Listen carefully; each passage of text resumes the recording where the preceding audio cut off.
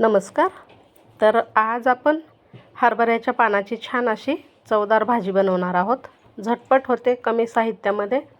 तर इथे आपण शेतातून ही भाजी खुडून आणणार आहोत.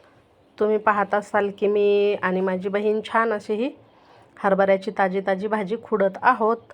आता तीच घेऊन जायची आणि घरी झटपट अशी ही भाजी बनवायची. अप्रतिम लागते. तर नक्की अशा पद्धतीने ही भाजी करून पहा. आता थोडीशी म्हणजे जेवढी पाहिजे आपल्याला तेवढी खुडून घ्यायची भाजी. ह्याची वाळवूनसुद्धा मस्त असं पिठलं बनवतात या भाजीचं. ती रेसिपीसुद्धा मी तुमच्यासोबत शेअर करीन. तर आता ताज्या या कोवळ्या पानाची भाजी आपण बनवणार आहोत. व्हिडिओ शेवटपर्यंत नक्की बघा. तर आता थोडीशी भाजी आम्ही म्हणजे माझ्या बहिणीला आणि मला जेवढी पाहिजे तेवढी भाजी खुडून घेत आहोत आणि झटपट अशी बनवत आहोत.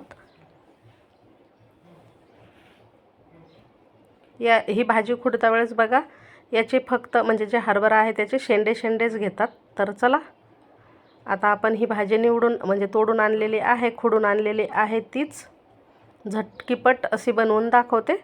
कढईमध्ये तेल टाकून घ्यायचं आणि ही भाजी धुवायची नाही अजिबात. जर मार्केटमधून बाजारातून विकत आणली तर मात्र धुवून घेऊ शकता.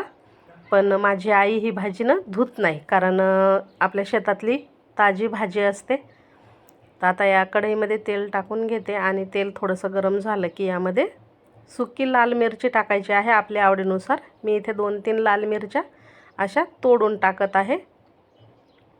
या भाजीला अप्रतिम अशी चव येते या मिरचीची. तुमच्याकडे मिरची म्हणजे सुकी मिरची नसेल तर तुम्ही लाल तिखट देखील टाकू शकता. आता या मिरच्या थोड्याशा परतल्या तेलावर की लगेच आपण ही हरभऱ्याची भाजी टाकणार आहोत. थोडीशी झटकून घ्यायची म्हणजे कसं आळी वगैरे असू शकते एखाद्या वेळेस. तर झटकावी भाजी आणि मग या तेलामध्ये टाकायची.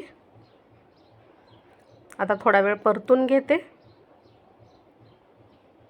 कमी साहित्यामध्ये चवदार अशी ही भाजी लागते. ज्वारीच्या भाकरीसोबत उत्तम. तर आता थोडीशी भाजी परतली आहे. पाण्याचा असा हापका मारायचा आहे. फार पाणी टाकू नका, नाहीतर चव लागणार नाही भाजीला. झाकण ठेवून 1 मिनिटभर वाफवून घ्यायची.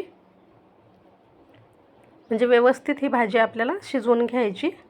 आता यामध्ये चवीनुसार मीठ टाकायचं आहे. थोडीशी हळद पावडर, थोडंसं लाल तिखटसुद्धा टाकते मी. आपण लाल मिरची टाकलेली आहे त्या अंदाजे लाल तिखट टाकायचं. पुन्हा एकदा मिक्स करून घ्यायचं आणि पुन्हा एकदा मिनिटभर झाकून ठेवायचं. भाजी खाण्यासाठी तयार होते. नक्की करून पहा. कशी झाली कमेंट करून सांगा. व्हिडिओ आवडल्यास लाईक शेअर करा. भेटू पुन्हा अशाच झटपट आणि छान चवदार रेसिपीसह.